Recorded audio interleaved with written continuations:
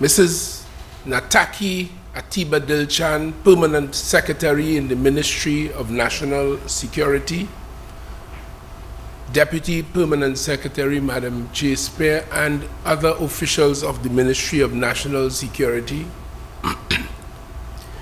Mr. Joseph Udu Oye, Counselor at the High Commission of the Federal Republic of Nigeria here in Port of Spain, and other representatives of your very distinguished mission, Group Captain Kester Weeks, who commands our Air Guard and who is standing this morning for the Chief of Defense Staff, who you may have met and certainly will meet later today, Air Commodore Olosola Frederick Akinboyawe, Team Leader of the Nigeria National Defense College Course Geostrategic World Study Tour to Trinidad and Tobago, staff of the Nigeria National Defense College, course participants, the representatives of the Ministry of Foreign and CARICOM Affairs, and in particular, Madam Myrna Ayana Huggins, Director of the Africa Division of that ministry, who addressed us a moment ago, other specially invited guests, distinguished ladies and gentlemen, a very good morning to each and every one of you. It is with more than usual pleasure that I welcome every one of you, team leader and course participants, to the Ministry of National Security as part of your week-long strategic study tour, aptly entitled Extractive Industry and Economic Development in Trinidad and Tobago Oil and Gas Perspective. To the Christians among you, I say, may the peace and blessings of Almighty God be with you. To the Muslims among you, to you I say, Assalamu alaikum. And to those who adhere to the Ife and what we call in Trinidad and Tobago Orisha tradition, may Uludumare and your ancestors continue to look with great favor upon each and every one of you. And for me, and maybe any other Rastafarian in the place, I simply say, Ja Rastafari.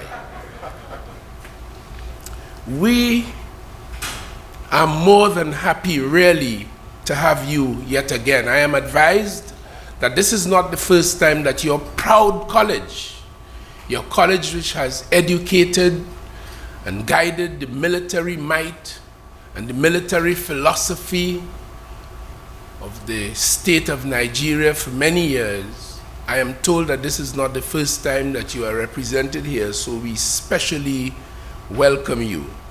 I'm also informed that this tour is located within a broader framework of the Nigerian Defense College's efforts to expose every one of you course participants, its Defense College cohort, to the further understanding of the main aspects of the political, economic, and cultural construct of Trinidad and Tobago. And the presentation a while ago demonstrated several aspects of that. You are here at the invitation of both the Ministry of Foreign and CARICOM Affairs and as well the Ministry of Energy and Energy Industries. But you are military men. And this multi-dimensional approach in the alignment of national security, security generally, energy industries, and national economic development finds significant congruence with the realities of governance for us here in Trinidad and Tobago. In a geographical context, the Republic of Trinidad and Tobago, as the southernmost island states of the Caribbean archipelago, is geographically an extension of the South American continent. Like most Caribbean small island developing states, Trinidad and Tobago is an ocean-dependent or sea-locked society and is economically dependent on the exploitation of the surrounding coastal waters and the assets, the hydrocarbons that lie beneath those waters and upon our land. And we have significant concentrations of population and infrastructure in coastal areas with a relatively high dependency on the environment and its gifts from Almighty God, however you perceive him or her. However, this unique feature, and what is unique about Trinidad and Tobago, is its high dependence on hydrocarbons. Trinidad and Tobago is, as you would have heard earlier, a young, vibrant, multicultural, multi-religious democracy which has incrementally carved a niche in the developing world. With a population of about 1.3 plus million, our economy is the most diversified and, I say, sophisticated in the Caribbean.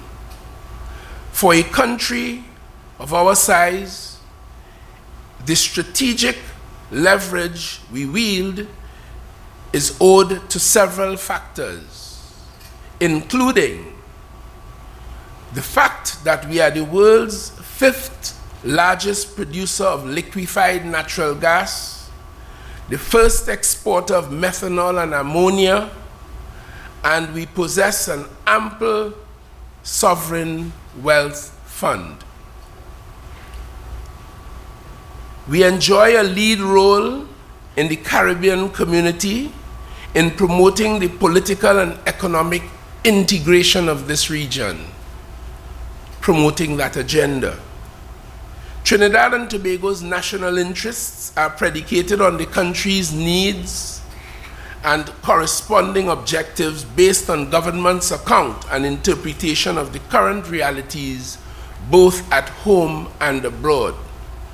As a sovereign nation, Trinidad and Tobago has focused on the following key and interconnected national interests: territorial integrity, socio-political stability, economic resilience, and environmental and ecological balance, as you heard alluded to in the presentation that was delivered a while ago. The national security sector of Trinidad and Tobago consists of security providers, management and oversight bodies, including defense and protective industries and institutions, as well as state and non-state actors. We all work harmoniously together to facilitate the integrated framework through which policies seeking to achieve consensus, coordination, and accountability are effected. The national security sector is further delineated in terms of, as I said, management and oversight bodies like Parliament, our National Security Council, the opposition, ministries of government, watchdog institutions such as our service commissions, statutory commissions and bodies, all of whose role is germane to the national security enterprise, including, of course, as well, we have a police complaints authority independently set up, and the Integrity Commission, also set up under our Constitution, quite independent of all the other institutions of the state, and pertinent components of the justice sector, the most obvious being the courts and probation services. Security providers further broken down, the military, the police service, intelligence agencies, border control authorities such as immigration and customs, as well as air and seaport regulators, the correctional and probation services, and related non-state entities in the private security industry. And of course, all of our CBOs, community-based organizations, civil-based organizations, religious or faith-based organizations, or banking sector, insurance sector, and all of these which are common to both our countries and economies, and you are very familiar with them, along with our international partners with whom we interface rather fluently over many years, including Nigeria. All ministries and agencies, as well as non-government stakeholders, are encouraged to be a part of what we construct and consider to be a whole of government, whole of society activity.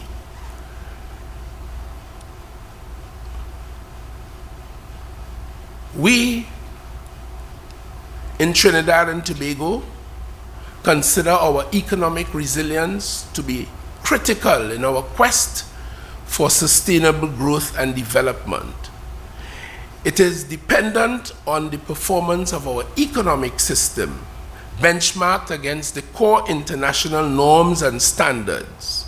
For example, strengthened accountability as it relates to people and institutions, elimination of corruption, upholding the rule of law, balancing community and family values, investing in education, creating awareness and the use of new technologies, exercising frugality, promoting entrepreneurship, knowledge transfer, hard work, which as we all know is critical to our national development and the development of all societies. And you would have seen earlier all of this done in the context of our developmental goals and our national development strategy, which we call Vision 2030. Esteemed friends and visitors from the military college that you have proudly come from, it is within that kind of multidimensional framework that since 2014, Trinidad and Tobago established the Energy Sector Security Initiative. And the principal focus of this is to prevent, mitigate, prepare for, respond to, and recover from all possible threats and vulnerabilities which have the potential to disrupt Trinidad and Tobago's energy sector, which of course is one of your key focal points in this visit.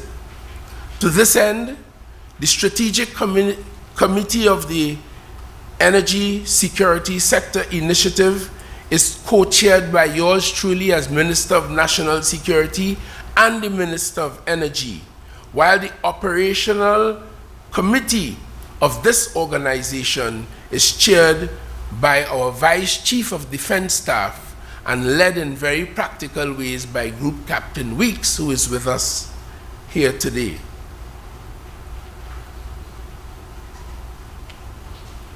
As I conclude, I take this opportunity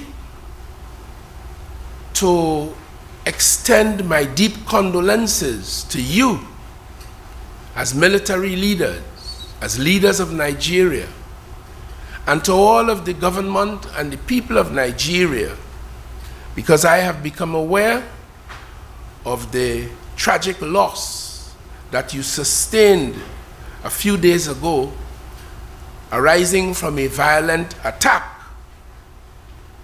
at the St. Francis Xavier Catholic Church in Owo. You, like many others, would have suffered these kinds of attacks from time to time, And it is our prayer that you be strong and be resilient, and that the justice system of Nigeria prevails and bring justice and soothing to you.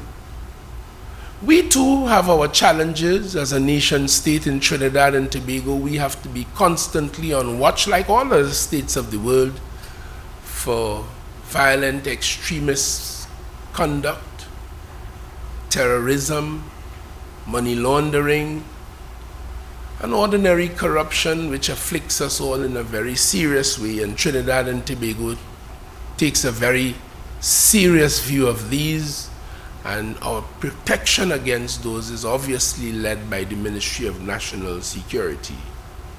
So we commiserate with you, and we urge you strength in responding to that and similar arrangements going forward.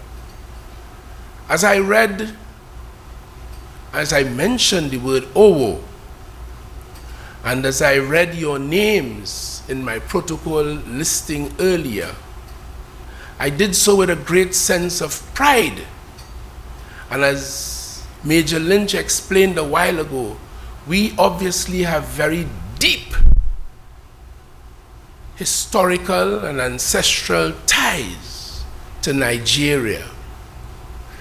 And Major Lynch did not share that aspect of his history with me before. But while he was speaking, I looked upon him, and it occurred to me yet again that if I had seen him on the streets of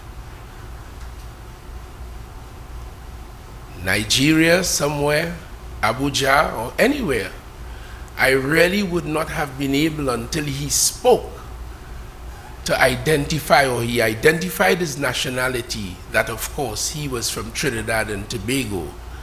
Our roots, our history is what it is, and proudly so. And I have a special joy in being in your company today for that and many other reasons. Every one of you here today representing your college would have risen to a very high rank in your chosen profession, and I congratulate each and every one of you for that. I know you are not yet at the top of your goal, personal goals, and your potential, so I know that this store would contribute to your learning and your development, and will certainly take you on higher. As I said, today, in the year 2022, we welcome you, but we do so understanding the great history since 1964, and even before that, that we established with the great state that is Nigeria and Africa more generally. And as one songwriter says, which has always been a great sense of learning and pride for me, they take we out of Africa, but they can't take Africa out of we. We in Trinidad and Tobago host for all of our history as a nation, and long before that even as a colony, and long before that through indentureship and slavery, we host people of all religions and all strains here. People from Asia, the Far East, the Middle East, all over the world. And we can boast of having created, engendered a very harmonious experience which we protect through our own ethos and goodwill, and which we protect through our constitution and our observance of these constitutional principles. And as you heard earlier, in our extension to the rest of the world, we protect them as well in our observance of the tenets of international law. Welcome again, and it is my prayer from national security to you as military people, with your focus on energy, that you benefit wholeheartedly and extensively from the week that you are here with us, and that it counts to making you better and stronger leaders so that you can better serve Nigeria for the foreseeable future. Good luck, God bless, and the very best to every one of you. Thank you.